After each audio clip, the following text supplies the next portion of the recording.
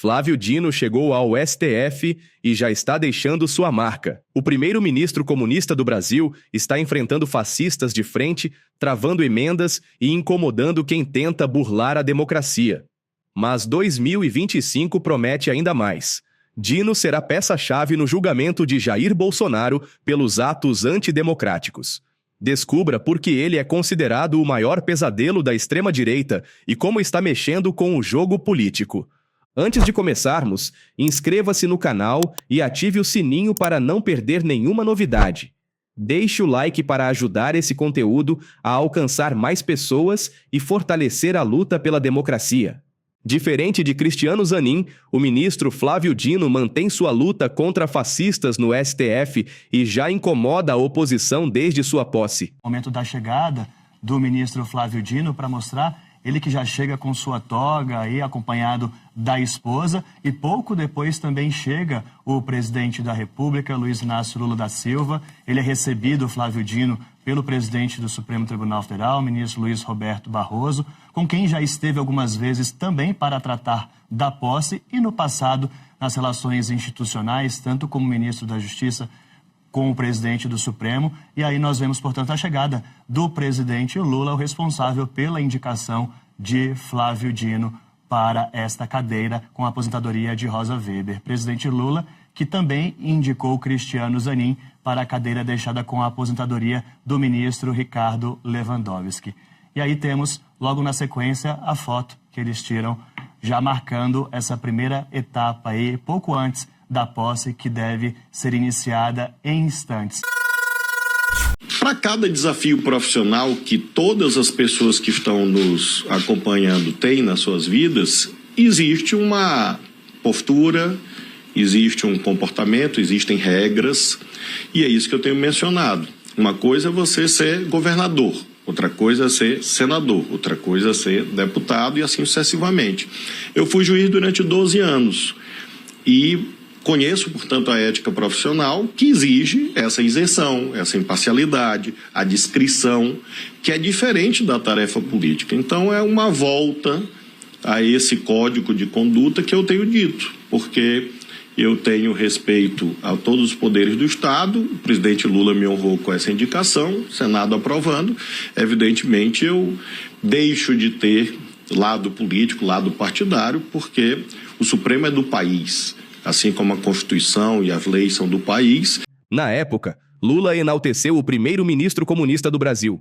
Na política, a gente tem que compreender que a gente conversa com quem é eleito, porque é ele que tem voto, e é assim que a gente vai conseguindo aprovar as coisas que nós aprovamos, como o Fundo da Educação, para garantir uma bolsa para os estudantes desse país.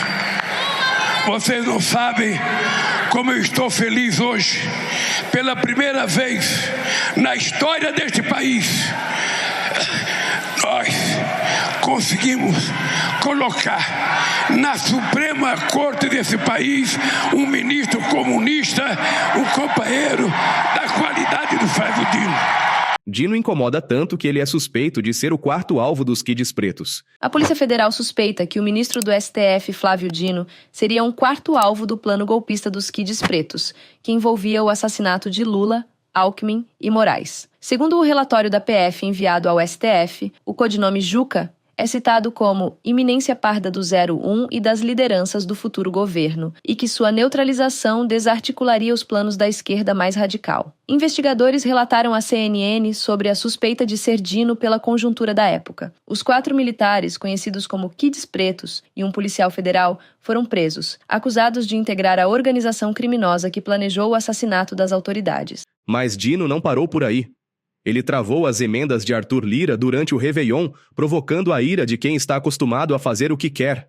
Entenda como isso abalou a relação entre os poderes. Flávio Dino lançou uma bomba na farra do orçamento secreto de Arthur Lira na antevéspera do Natal. O ministro suspendeu o pagamento de cerca de 4,2 bilhões de reais em emendas de comissão que não teriam cumprido critérios de transparência para sua execução. Recentemente, a decisão de Dino definindo critérios de transparência e rastreabilidade para a liberação de emendas foi referendada por unanimidade pelo Supremo Tribunal Federal. Além disso, ele determinou a instauração de inquérito pela Polícia Federal e, em sua decisão, discorreu sobre o mau mau uso do dinheiro público com as cifras. Dentre as evidências, o ministro cita malas de dinheiro sendo apreendidas em aviões, cofres, armários ou jogadas por janelas em face de seguidas operações policiais e do Ministério Público. Tamanha degradação institucional constitui um inaceitável quadro de inconstitucionalidades em série, demandando a perseverante atuação do Supremo Tribunal Federal, disse Dino em sua decisão. E em resposta direta aos deputados irritados,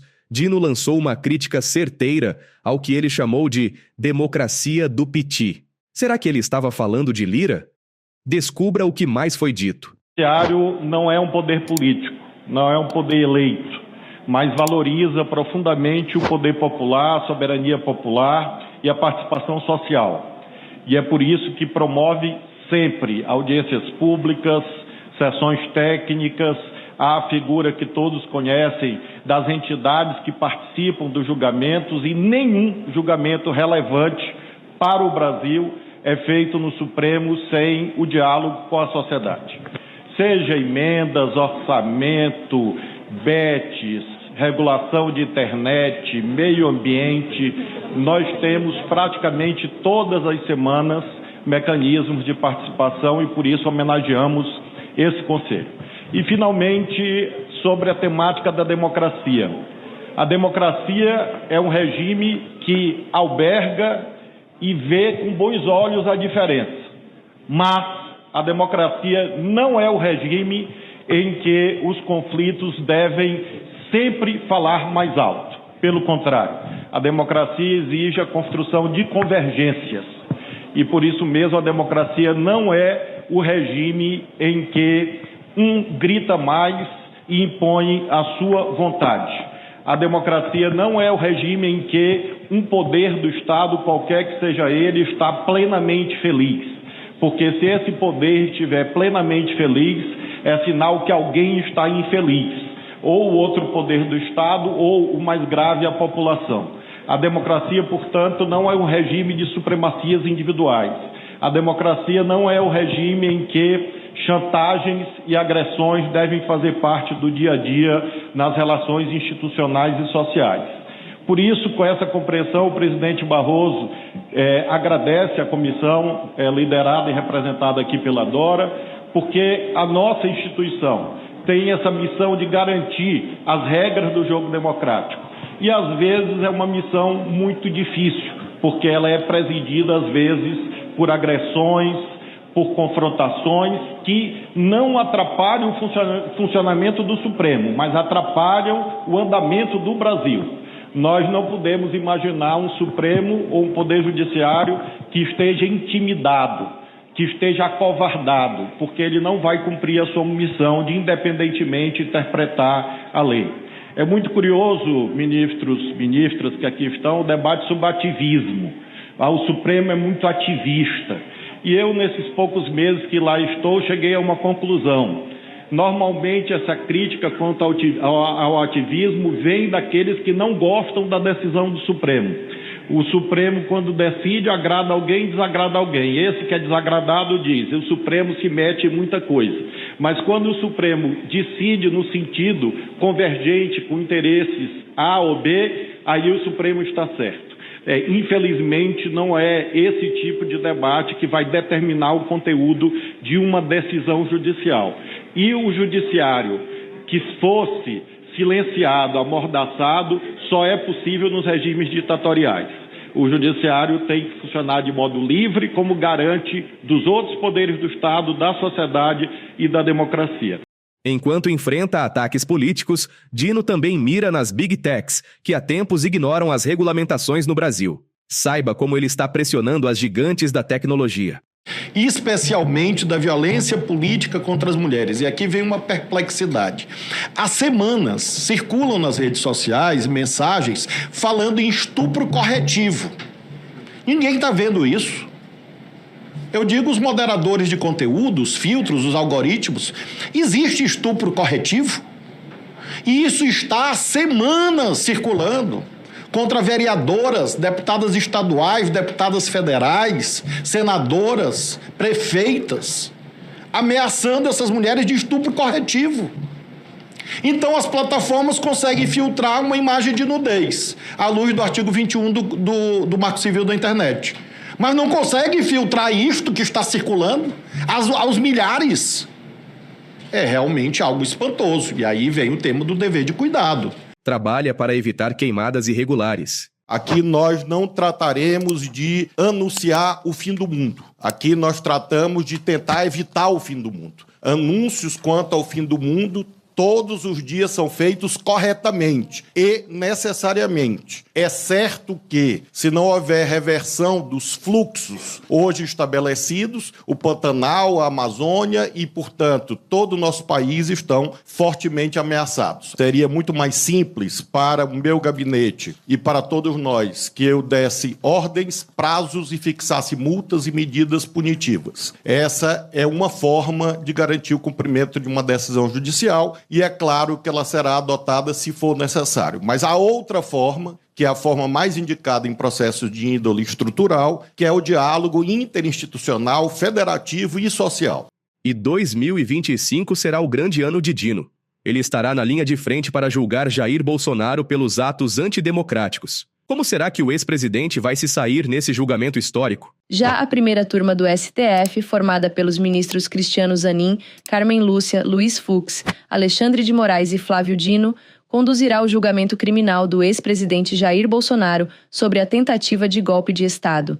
Entre os ministros, apenas Fux tem posicionamento considerado indefinido, enquanto os demais são vistos como prováveis votos contrários a Bolsonaro. A mudança foi estabelecida em dezembro de 2023, quando o STF decidiu que processos criminais seriam julgados pelas duas turmas do tribunal, cada uma com 5 ministros, em vez do plenário completo. A alteração foi sugerida pelo presidente do Supremo Tribunal Federal, Luiz Roberto Barroso, visando acelerar o andamento dos processos após o aumento de casos do 8 de janeiro.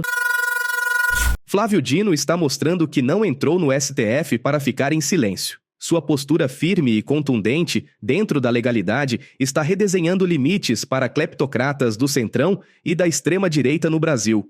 E você, o que acha das ações do ministro? Comente aqui embaixo e compartilhe este vídeo com quem precisa saber mais sobre o cenário político atual. Inscreva-se no canal, ative o sininho e deixe seu like para fortalecer essa comunidade que luta pela verdade. Nos vemos no próximo vídeo.